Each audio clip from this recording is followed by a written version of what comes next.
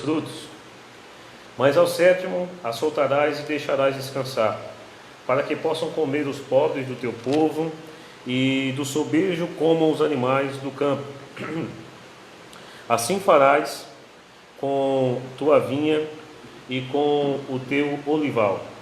6 dias farás os teus negócios, mas ao sétimo dia descansarás, para que descanse o teu boi, teu jumento, e para que tome alento o filho da tua escrava e o estrangeiro. E em tudo que vos tenho dito, guardai-vos, e do nome de outros deuses nem vos lembreis, nem se ouça da vossa boca. Ó Deus, clamamos ao Senhor mais uma vez uma bênção, que tu possas falar ao nosso coração, através, Senhor Deus, eu não digo dessa exposição, porque esse não é o nosso objetivo essa noite, mas dessa reflexão, nesse princípio bíblico que nós vamos refletir agora. Nos usa, por meio do teu Espírito Santo, abre nossa mente e coração, para que possamos aprender mais de ti. Oramos em nome de Jesus. Amém. Sentado, meus queridos. Êxodo 23, 10 ao 13, vai falar sobre o ano de descanso e sobre o sábado. Os irmãos podem olhar e pensar o seguinte: o pastor agora ele é adventista, porque ele está lendo sobre o sábado, logo ele vai falar sobre o descanso. Não tem nada a ver, porque aqui nós não vamos falar da antiga aliança no contexto de guarda. Eu só quero trazer uma reflexão a respeito da ideia do princípio. Deixa eu estabelecer logo um argumento para os irmãos. Há coisas no Antigo Testamento que não são aplicáveis para hoje, porque se cumpriram em Cristo. Por exemplo, nós precisamos virar prosélitos judeus para fazer parte do judaísmo? Não, porque o judaísmo passou, agora nós estamos vivendo o cristianismo. Entenda uma coisa: cristianismo não é uma religião, cristianismo é uma forma de viver, para Jesus, para o Deus Todo-Poderoso. Segundo, dentro do conceito judaico da antiga aliança, havia o sacrifício de animais em favor da remissão de pecados. Eu pergunto aos irmãos: está na lei como tem que sacrificar, como tem que ser feito o holocausto, assim por diante. Eu pergunto aos queridos irmãos: nós precisamos fazer esse tipo de sacrifício? Precisamos sacrificar o holocausto? Precisamos matar um cordeiro? Precisamos, irmãos? Não, porque o Cordeiro de Deus já o fez de uma vez por todas por nós, Jesus. Mas há coisas no Antigo Testamento que Jesus não cumpriu, porque não diz respeito, não se tratava da salvação, mas de coisas que deveríamos ainda observar. Vou dar um exemplo. Nós entendemos a questão a respeito de dízimos e ofertas. Jesus em nenhum momento disse que ele era o dízimo, mas ele disse que ele era o Senhor do sábado. Você está entendendo? Então por isso que nós ainda observamos o dízimo e as ofertas. Não observamos conforme a lei do Antigo Testamento, porque houve uma mudança da forma da aplicação. A gente entende o princípio. O princípio é que eu devolvo para Deus, adoro a Deus também com minhas posses, com minhas finanças, certo? Mas eu não faço mais como imposto obrigatório, que os judeus tinham que pagar. Por isso que o Senhor vai falar em Malaquias: vós me roubastes nos dízimos e ofertas, porque era o imposto que tinha que manter o templo. Se o judeu não pagasse, quem não paga imposto está fazendo o quê? Está sonegando. E sonegando é o quê, irmãos? É crime, é roubar. Quem sonega imposto, se eu passar a fronteira ali do estado com o carro atolado de coisa, vai vir um carro da Cefaz atrás de mim, vai mandar eu parar e mostrar a nota fiscal para pagar imposto. Não é isso? Então, esse era o princípio do Antigo Testamento. Agora no Novo não. Agora no Novo eu faço por gratidão, por graça. Senhor Deus, tu tens sido bom, logo eu também vou te glorificar nos dízimos e ofertas. Dito isso, o Antigo Testamento vai nos dar princípios, muitas vezes em questões de lei, que nós não precisamos observar restritamente, mas nós temos que guardar o princípio. Vou dar outro exemplo de ideia de princípio. Honra teu pai e tua mãe. Não é uma lei do Antigo Testamento? Embora que ela é repetida no Novo, mas a ideia aí é o princípio. Tanto o cristão como aquele que estava na antiga aliança deveria honrar seu pai e sua mãe. Para quê? Para que os teus dias se prolonguem aqui na terra. Aqui nós estamos vendo a lei do Senhor falando a respeito do ano sabático. O que é que o Senhor estabeleceu para Israel? Israel tinha durante a semana 7 dias, como nós temos. O sétimo dia, Shabá, que no hebraico nada mais, nada menos significa descanso. Sábado significa descanso, tá certo? Então, desses 7 dias, Israel tinha que determinar, tinha que escolher, tinha que parar um dia para o descanso. O descanso para o corpo, o descanso para os animais, porque era uma sociedade agrícola, não é como hoje, nós temos comércio. Tem que entender que nesse momento nós estamos falando com gente que vai plantar vinha, com gente que vai estar no campo, ou com gente que vai estar cuidando de animal. Então é uma sociedade agrícola e agropecuária, tá certo? Não é como hoje, que eu saio para trabalhar numa empresa, não é diferente as coisas. Então aquele pessoal trabalhava no campo. O Senhor diz, vocês vão ter que parar para um descanso do corpo, para um descanso dos próprios animais, para um descanso do teu escravo, do teu servo, tá bom? Para que, como nós vemos, o filho da tua escravo, o filho do teu servo tenha alento, porque ele também tem um dia com os pais, certo? Mas acima de tudo, um dia para dedicar ao Senhor. Tanto que na antiga aliança havia estabelecido que não poderia se trabalhar de maneira nenhuma. Você lembra o caso daquele homem que foi pego num sábado colhendo espiga de milho? O que foi que Israel fez com ele? Ele infligiu o sábado, logo ele tinha que ser o quê? Quem lembra? Alguém lembra? Morto. E ele foi morto como? Apedrejado. Porque era assim que determinava a lei. Nós temos que fazer isso também hoje? Não. Ali era o contexto da antiga aliança. Mas lembra que eu falei do princípio? Qual é o princípio? O Senhor também quer que a gente pare um dia. Só que no nosso caso, nós, na nova aliança, não temos que parar o sábado, porque nós não estamos na antiga. Nós temos que determinar um dia para que possamos parar. Porque esse corpo físico, ele não aguenta 7 dias por semana. Ele tem que parar um momento para descansar. Só que eu estou falando do princípio, eu não estou falando da aplicação da lei. Nós não temos que entender aqui que nós temos que parar, não trabalhar no sentido de não fazer nada e tal, só ir para a igreja, aquela coisa. Não. O que eu quero dizer para os irmãos é que, assim como Israel trabalhava 6 dias, um dia parava para tanto descanso físico quanto para adoração a Deus. E detalhe, Israel trabalharia 6 anos e no 7º ano os judeus não poderiam plantar mais nada, porque aquele ano era um ano sabático. Aquele ano a terra tinha que descansar de 6 anos de plantio, para que ela no 8º ano, que seria portanto o recomeço, ela pudesse novamente ser utilizada o plantio. E o Senhor havia feito uma promessa. Qual foi a promessa? Olha, alguém podia perguntar, mas Senhor, se a gente parar um ano inteiro, como é que vai ser? A gente vai passar fome. O Senhor prometeu que no 6º ano, Ele iria mandar colheita, tanto para o 6º, quanto para o 7º. Não ia faltar. O que Israel tinha que fazer era ser fiel. No Novo Testamento, nós vimos que a igreja, desde o 1º século, ela observa que ela não vai mais observar o sábado, porque ela agora tem a nova aliança no sangue de Jesus. E com a nova aliança, está dizendo tudo. A nova aliança, o autor dos Hebreus diz que a nova aliança, se foi feita uma nova, é porque ela é maior do que o qual? A antiga. Eu só boto algo novo no lugar se for melhor. Eu vou comprar uma coisa pior para trocar? Não. Eu tenho 2 TVs. A minha antiga era muito boa. Aí eu vou comprar uma nova ruim para colocar no lugar. Eu não, vou ficar com a antiga então. Se a antiga é melhor, eu só vou trocar algo por algo melhor. Certo? Então a nova aliança ela é superior à primeira. E a igreja no Novo Testamento ela observa aqui. Cristo, portanto, ele traz uma nova criação, uma nova aliança, um recomeço. Ele, vou pegar a frase de Paulo, faz nova todas as coisas. Se antes se observava o sábado, vamos observar agora o recomeço. Quando se deu o recomeço? Jesus morreu na sexta-feira, mas ele ressuscitou que dia, irmãos? Pode responder, que dia, irmãos? Domingo. Os irmãos estão convictos disso? Foi no domingo que Jesus ressuscitou. Ele ressuscita no primeiro dia da semana, justamente para trazer a ideia de uma nova criação. Porque Deus começou a fazer as coisas, portanto, no primeiro dia, não foi?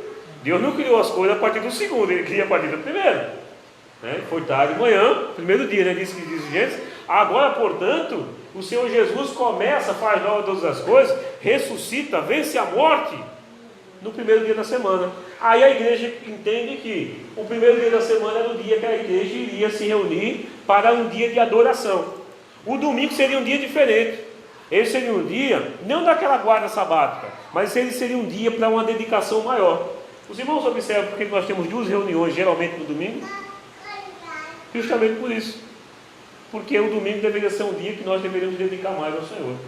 Quero chamar a sua atenção para 2 pontos para me encerrar aqui. Pastor, o que é que isso tem a ver com o culto de oração? Vamos lá. Eu preciso entender que eu, durante a semana, preciso escolher um dia para dedicar ao Senhor. Eu havia falado com o Eduardo, acho que foi ontem. Ontem foi segunda, agora não lembro. Eu falei para o Eduardo, olha, quarta-feira eu vou passar o dia em união. E eu acredito que eu vou fazer algumas visitas. Eu não fiz. Eu não fiz porque, como eu trabalhei domingo, eu precisava de um dia para que eu pudesse parar um pouco mais, para também orar, para me dedicar um pouco mais ao Senhor. E o dia que eu ia ter disponível seria essa semana, hoje. Fiquei em casa até umas 4 horas eu saí, fui nos Correios, fui na casa da minha avó, passei em Altemir, encontrei com o Eduardo, vim em casa, ainda passei para comprar uma coisa no mercado e tal, e vim para aqui para ele. Fiquei a maior parte do dia fechado na minha casa. O que eu quero dizer para você é, meu irmão, você precisa parar um dia para focar em Deus. Sabe por quê? Talvez hoje você entrou nessa igreja focando nos teus problemas. Talvez os irmãos e irmãs entraram aqui hoje pensando no problema. Hoje passou o dia pensando no problema. Eu estou com essa luta, eu estou com essa dificuldade, é enfermidade, é problema em casa, é com isso. Mas peraí, irmão, durante essa semana, pelo menos vamos pegar aqui no domingo, você pelo menos conseguiu focar em Deus um pouco? Hoje pela manhã, nós meditamos aqui em 1 Tessalonicenses. E nós lembramos aqui que o Senhor conta conosco para 3 coisas. Primeiro, ser testemunhas, Atos 1:8. Segundo, para nós pregarmos o Evangelho, Marcos 16:15. E terceiro, para que proclamemos a volta de Cristo, a sua vinda iminente. 1 Tessalonicenses 3, né? 16, se não me engano. Então o que acontece? Nós temos que lembrar que Jesus voltará. Hoje, eu estava lá em Altemir e chegou um camarada lá, que ele costuma vender esse negócio de jogo de bicho e tal. Acho que o Eduardo já veio lá, que é para dentro daquele camarada do balão. Aí, tem uma vez que ele soltou uma piada do meu lado, aí Altemir chamou ele no outro dia e repreendeu. Rapaz, fala direito. Aí você está falando com o pastor, você não está falando com os seus amigos não e tal. Aí no outro dia ele me procurou e pediu desculpa. Pastor, me perdoe que eu estava bêbado naquele dia e tal. Aí vai, não vai, quando ele me vê, ele para falar comigo. Aí hoje eu estava lá no Altemir e falou mais uma vez. Pastor, ia passando já, viu o senhor agora? Tudo bom? Pastor, eu estou precisando ouvir uma palavra. O senhor pode me dar uma palavra? Estou precisando ouvir. Se ele falou com brincadeira ou não, eu dei a palavra, que eu disse a ele o seguinte: eu vou dar uma palavra. A palavra que eu vou lhe dar, eu vou repetir o que João Batista pregou, o que Jesus pregou e o que Pedro pregou. Arrepende-se, porque é chegado o reino dos céus. Tá certo? Você pode se arrepender. Jesus pode voltar hoje, meu amigo. Pode voltar amanhã, não sei. Mas o que você precisa de arrependimento. Quero parar aqui. Irmão, nós precisamos entender que nós precisamos parar, pelo menos no dia da semana, para buscarmos arrependimento. Os irmãos e as irmãs têm consciência que nós pecamos. Tenho certeza que eu e você, hoje, nós falhamos. Pensamos que não devia. Às vezes falamos besteira demais, não é verdade? Que não deveria ter falado. Depois quando a gente para, eu sou um cristão, não posso estar falando um negócio desse, né? Então nós erramos. Nós precisamos ter um dia para pararmos. É aquilo que eu costumo dizer. Nós precisamos de um dia para fazer igual o empresário. Chega um momento do mês que ele tem que fechar mais cedo para fazer o quê? Balanço. Saber o que ele teve de mercadoria, saber quando entrou, quando ele teve que pagar, para fazer as contas. O cristão também precisa, uma vez na semana, parar para fazer o balanço da sua vida espiritual. Irmãos, se possível, eu sei que, por exemplo, no meu caso, infelizmente, eu não posso todo domingo mais. Mas se você é uma pessoa que, diferente de mim, pode, nos seus domingos, tem o seu domingo livre, irmão, procure no domingo gastar mais tempo com o Senhor, para glorificá-lo, porque você precisa lembrar, num dia daquele, num raiar como o louvor diz, né? Naquela manhã, quando o sol raiou, a porta da sepultura se abriu. O nosso Jesus ressuscitou no primeiro dia da semana. Ele está vivo. Ele falou que estaria conosco até o fim do século. Ele está conosco aqui hoje. Mesmo eu sendo pecador, mesmo eu sendo falho, mesmo tendo falhado hoje com o Senhor, mesmo tendo feito coisas que não devia, eu sei que se eu pedir perdão, eu sei que se eu clamar, se eu pedir a misericórdia do Senhor, Ele vai me ouvir, vai me perdoar, porque Ele é bom, Ele é misericordioso, Ele é gracioso, e Ele quer nos abençoar. Mas para isso eu preciso entender: Cristo precisa ser o Senhor da minha vida. E eu pergunto, se o meu patrão, ele é Senhor da minha vida, no sentido de eu tenho que me dedicar horas por dia para me dedicar a Ele, porque quando eu estou trabalhando para os outros, eu estou me dedicando a quem? Ao meu patrão, concorda comigo? Trabalho 8 horas por dia, naquelas 8 horas por dia eu estou me dedicando para o meu chefe, porque ele paga o meu salário, não é isso? Será que nós não podemos separar um momento da nossa vida para dedicarmos ao Criador de tudo, aquele que nos sustenta, aquele que faz o teu coração, o teu pulmão funcionar, o teu coração pulsar? Dediquemos, meus irmãos. Pastor, mas fica difícil e tal. Seja fiel. O Senhor disse a Israel, se Israel fosse fiel, ele ia dar a colheita, ele ia dar em abundância. Repito, quem é fiel, Deus abençoa, e Deus abençoa com abundância. Vamos enfrentar batalhas? Vamos. Passaremos por grandes provas? Passaremos. Podemos até sofrermos ao ponto de perdermos a vida aqui. Afinal, todas as coisas, a Bíblia diz que tudo se sucede a todos. Mas nós sabemos que seremos abençoados aqui, e que ainda que soframos muito aqui, para nós tem reservado um lugar no reino dos céus. Meus irmãos, por último, vocês entenderam? Precisamos separar um momento para buscarmos a Deus. Só que eu preciso entender uma coisa: a ideia do sábado, ou a ideia de guarda de um dia, quando eu observo isso, eu preciso entender que eu estou proclamando algo que virá. Meus irmãos, o descanso perfeito, porque o sábado apontava para o descanso eterno. Nós vamos entrar no sábado eterno, nós ainda não entramos nele. Nós vamos entrar no descanso eterno. E isso vai ser quando isso? Quando Jesus voltar. Quando eu, por exemplo, escolho um dia para parar, para me dedicar ao Senhor em oração, meditar na palavra, eu estou dizendo o seguinte: eu estou proclamando que um dia eu entrarei no gozo eterno de Deus, eu entrarei na felicidade eterna de Deus, eu entrarei na eternidade, e nesse lugar eu descansarei para todo sempre. Eu estou hoje descansando em Jesus, para que um dia eu possa estar com Ele todos os dias, por toda a eternidade, para todo sempre. Meus irmãos, nós precisamos lembrar disso: Jesus voltará, Ele vem, Ele prometeu, Ele vai voltar. Nós devemos crer nisso.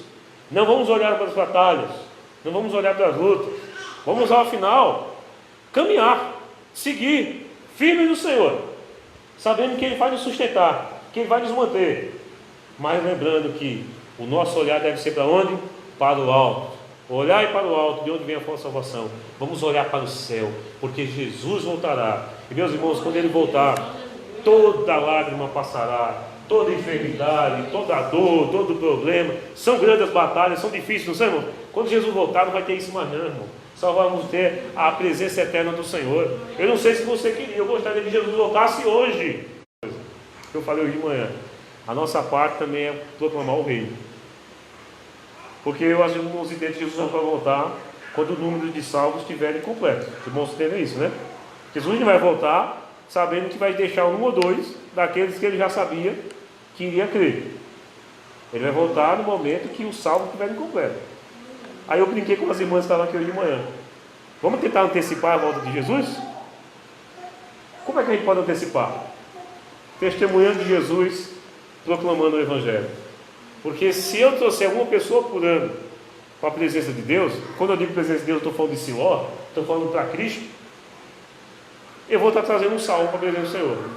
Se eu trouxer essa pessoa, o ano que vem, talvez eu e ela possamos trazer cada uma mais uma pessoa. E uma e a outra. Olha, agora a gente já aumentou o número. No outro ano, agora são 4 pessoas que irão trazer mais 4 para a presença do Senhor. Quanto mais fizermos isso, mas a gente vai estar antecipando essa volta, porque os números de salvos serão completos. E lembra uma coisa, não se preocupa não, quem vai ser salvo é irmão fulano, não. O que é que a Escritura nos diz? Que o Senhor, que a igreja ia prosperando, que a igreja ia perseverando na doutrina dos apóstolos, e o Senhor ia acrescentando aqueles que haveriam de ser salvos. Não foi isso? Alguém tem que fazer. Nosso papel é pregar. Quem vai salvar é Jesus. Nós temos que confiar, sermos fiéis. E lembre disso, precisamos parar um pouquinho para descansar em Deus. Aí a gente fica descansando na internet, descansando em TV. São legais essas coisas, mas o melhor descanso que nós temos é aqui. É do nosso Senhor, na sua palavra. Que você possa encontrar esse descanso também em Jesus. Amém, meus irmãos? Afinal, nós estamos antecipando o descanso que virá. É quando esse céu se romper, ouvimos o toque da última trombeta e sermos todos arrebatados para o novo céu e para a nova terra. Em nome de Jesus.